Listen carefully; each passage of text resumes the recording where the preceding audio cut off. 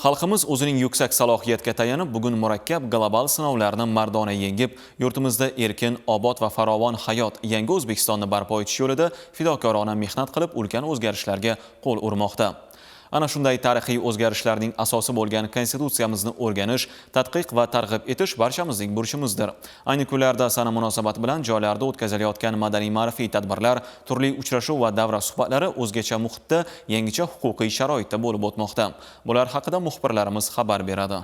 Bayram tadbirlari Xiva shahridagi Xorazm viloyati pedagogik mahorat markazida ham Konstitutsiya inson qadri, erkinlik, tenglik va adolat garovi shiori ostida o'tkazildi. Tadbirda ishtirok etgan O'zbekiston Respublikasi Prezidenti administratsiyasi rahbarining ta'limni isloh qilish bo'yicha o'rinbosari Hilola Umarova so'zga chiqib, bosh qomusimizda yoshlarga kafolatli ta'lim berish, o'quvchi maqomini yuksaltirish bilan bog'liq tamoyillar, ularning amaliy natijalari haqida so'z yuritdi. Tadbirning asosiy maqsadi jamiyat taraqqiyotida Konstitutsiyaning o'rni, unda belgilangan inson huquq va erkinliklarining hayotimizdagi ahamiyatini keng targ'ib qilishdan iborat.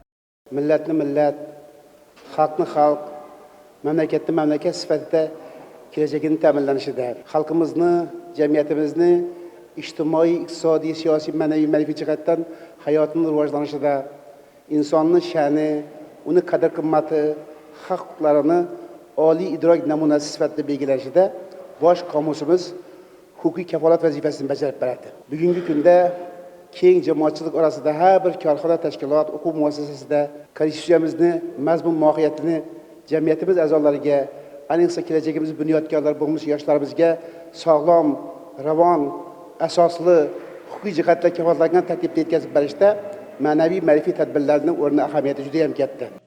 Uchrashuv davomida Konstitutsiyada belgilangan asosiy tamoyillar yuzasidan ma'ruzalar qilindi. Ma'naviy-ma'rifiy chiqishlar, videoroliklar va sahna ko'rinishlari namoyish etildi. Musiqa fani o'qituvchilari tomonidan ijro etilgan vatanparvarlik ruhidagi kuy-qo'shiqlar kechaga o'zgacha shukuh bag'ishladi. Konstitutsiya xalqimizning asriy orzusi, mustaqillik g'oyalari bilan yo'rilgan bizning asosiy hujjatimiz hisoblanadi. Qonunlarning 128 moddadan 155 taga ko'paytirilganligi va normalar yoki qoidalarning 275 tadan 434 taga ko'paytirilganligi buning yaqqol dalili hisoblanadi. Har bir fuqaro ana shu konstitutsiyada belgilangan huquq, burch va mas'uliyatlarni bajarishsa va davlatimizni ravnaqi yo'lida fidoyilik bilan xizmat qilsa, nur ustiga a'lo nur bo'ladi. Boshqa